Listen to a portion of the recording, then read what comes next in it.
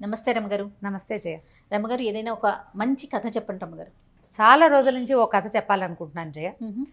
యాక్చువల్గా అంటే latest writers కథలు నేను పెద్ద ఎక్కువ చెప్పల. అవును, మనం అన్ని పాత చందమామ కథలు చెప్తాము. నేను కథా సరిసాగరం తీసుకుంటాను, ఏదో రామాయణం, భారతం, భాగవతం ఎక్కడెక్కడి నుంచో తెచ్చుకుంటూ ఉంటాం, చాలా కథలు కదా. అవును. అయితే లేటెస్ట్ రైటర్స్ ఇప్పుడు మనతో పాటు నాకు సమకాలీకులు, కొద్దిగా నాకంటే ఒక 5-6 ఏళ్ళు ముందున్న వాళ్ళు, అట్లా ఉన్న రైటర్స్ కొంతమందితోటి పరిచయాలు ఉన్న కథలు తెలిసినా నేను ఎప్పుడు చెప్పల. నాకు ఎప్పటి నుంచో ఒక కథ చెప్పాలని నా ఉద్దేశం. అయితే దాసరి వెంకటరమణ గారిని, వీరు చందమామలో చాలా కథలు రాశారు. చాలా మంచి స్టోరీ రైటర్, పిల్లల కథలు ఎక్కువగా రాశారు. ఓకే. ఆయన రాసిన కొన్ని కథల్ని వికాస్ విద్యావనం అని మనకి ఉయ్యూరు దగ్గర విద్యావనం అని ఉందా, అవునండి, ఆ స్కూల్లో ఒక 6th క్లాస్కి పాఠ్యాంశాలుగా తీసుకున్నారు. చాలా బాగుంటాయి మంచి కథలు. వారి కథలో నాకు సుప్రతీకుడు ప్రశ్నల కథ చాలా ఇష్టం. ఓకే.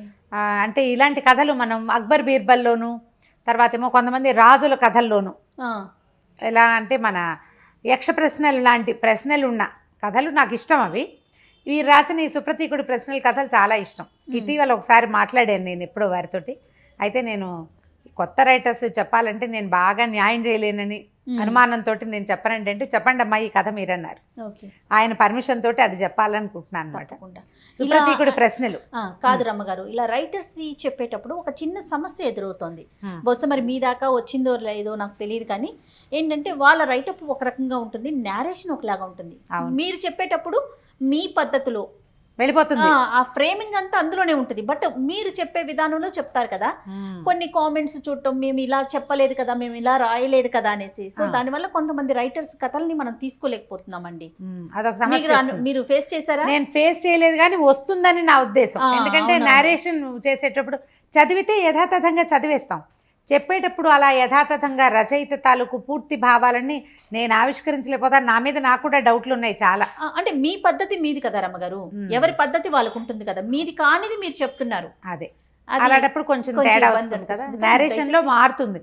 ఇప్పుడు మహాభారత కథలు కూడా కొన్ని పెద్దవాళ్ళు చెప్పినవి, కొంతమంది లబ్ధ ప్రతిష్ఠులు చాలా ప్రజ్ఞాపాఠ వాళ్ళు ఉన్న పెద్దవాళ్ళు చాలా మంది ఉన్నారు.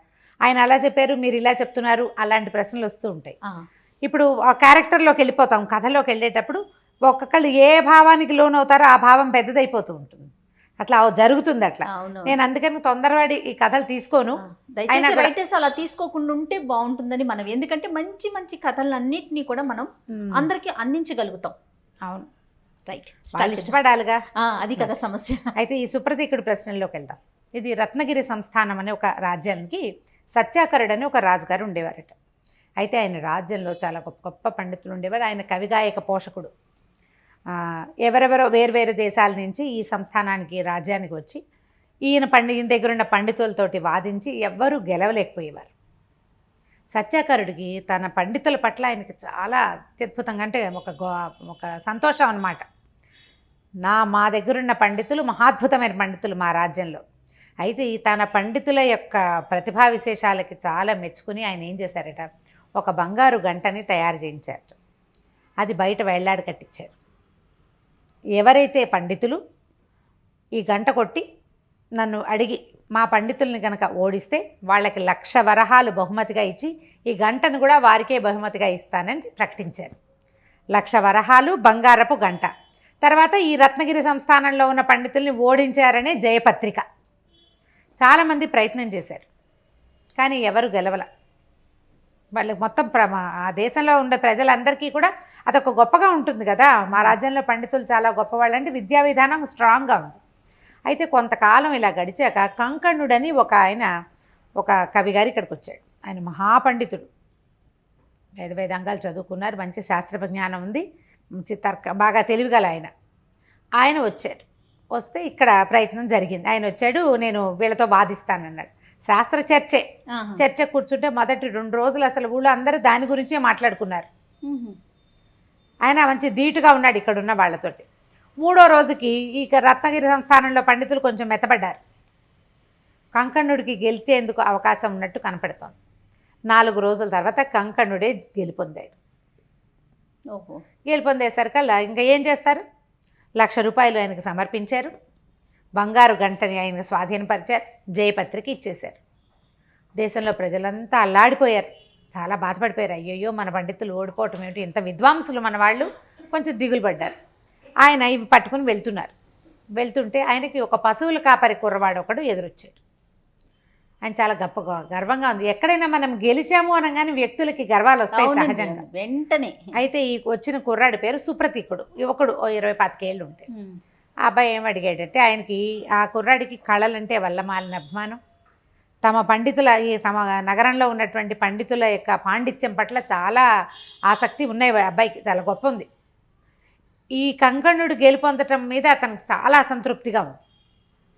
ఈయన ఏమడిగాడంటే, మీరు ఇట్లా గెలిచారు, ఈ గంట మా ఊరు దాటిపోకుండా ఉండటానికి ఏదైనా ఒక ప్రయత్నం నాకు కూడా చేయాలని ఉంది, సరేనా అని అడిగాడు. అడిగేసరికల్లా ఈయనకి నవ్వొచ్చింది. సహజమే కదా, అక్కడ మహాపండితులే తన దగ్గర ఓడిపోతే, కుర్రవాడు పశువులు కనపడుతున్నాయి, వీడేం చేస్తాడు? ఆయన కొంచెం హేళనగా తల ఊపేసరికి ఒళ్ళు మండిపోయింది. అసలే తమ రాజ్యం నుంచి ఆ బంగారు గంట తరలిపోతుందని మంటగా ఉంది కుర్రాడికి. అతను ఏమన్నాడంటే, నాకున్న సాధారణ జ్ఞానంతో, మామూలు పరిజ్ఞానం, దాంతో ఒక 3 ప్రశ్నలు అడుగుతాను, సమాధానం చెప్పాలి. ఒక్క ప్రశ్నకి సమాధానం చెప్పలేకపోతే, గంట వదిలేయండి. 2 ప్రశ్నలకి సమాధానం చెప్పలేకపోతే మీరు తీసుకున్న 1,00,000 వరహాలు ఇచ్చేసేయండి. 3వ ప్రశ్నకు కూడా మీరు సమాధానం చెప్పలేకపోతే ఈ గంటని తీసుకెళ్ళి మీరే మా రాజ్యంలో అప్పచెప్పాలి అంటే ఈయన నవ్వొచ్చింది. ఏం అడుగుతాడు, నీతోనేం వాదన ఏమిటి అని అనకూడదు, అనకుండా అలాగే అడగమన్నాడు. అయితే ఈ అబ్బాయి 3 ప్రశ్నలు అడిగాడు. ఈ సుప్రతీకుడు ప్రశ్నలకి కథకి కీలకం ఇదేనమాట. మొదటి ప్రశ్న ఏమడిగాడంటే, తెలిస్తే కానీ చెప్పలేనిది, చెప్తే కానీ తెలియంది, ఆలోచిస్తే అర్థమయ్యేది ఏమిటి అని అడిగాడు. చెప్తే కానీ తెలియంది, తెలిస్తే కానీ చెప్పలేనిది, ఆలోచిస్తే చెప్పగలిగేది, బాగుంది అని అడిగాడు. అడిగేసరికి ఈయన ఏం ఆలోచించాల.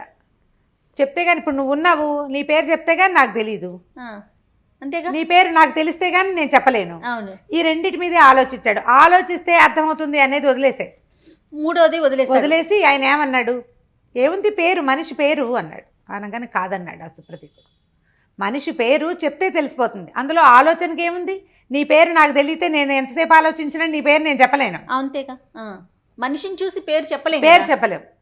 తెలిస్తే కానీ చెప్పలేము, చెప్తే కానీ తెలీదు, ఆలోచిస్తే అర్థమయ్యేది పొడుపు కథ. ఏదో ఒక పొడుపు కథ అడిగాం, నువ్వు ఆలోచించు, చెప్పగలుగుతావు. తార్కికంగా ఆలోచిస్తే నువ్వు సమాధానం చెప్పగలుగుతావు. పేర్లు కాదు, తార్కికంగా ఆలోచిస్తే మనం పేర్లు కాదు చెప్పగలిగేది. అనంగా నేను నిర్ఘాంతపోయాడు. గంట అక్కడ పెట్టండి అన్నాడు. చెప్పలేకపోయాడు కదా ప్రశ్న. సరే, గంట పక్కకు పెట్టారు. 2వది అడిగాడు. ఒక చెట్టుకు 2 కొమ్మలు, ఒక్కో కొమ్మ మీద 5గురు కూర్చున్నారు. 5గురు వేసి, ఈ కొమ్మ మీద 5, ఈ కొమ్మ మీద 5. వాళ్ళ కుత్తుకలు కత్తిరించాం, అయినా నెత్తురు రాలేదు, నొప్పి కలగలేదు. ఏమిటది అని అడిగాడు. ఈయన ఆలోచిస్తూ ఉండిపోయాడు. ఓ చెట్టు, దానికి 2 కొమ్మలు, ఒక్కో కొమ్మ మీద 5గురు కూర్చున్నారు. వాళ్ళ కుత్తుకలు కత్తిరించబడ్డాయి, నెత్తురు రాలేదు, నొప్పి కలగలేదు. ఏమిటో చెప్పండి. చెప్పలేకపోయాడు ఆయన.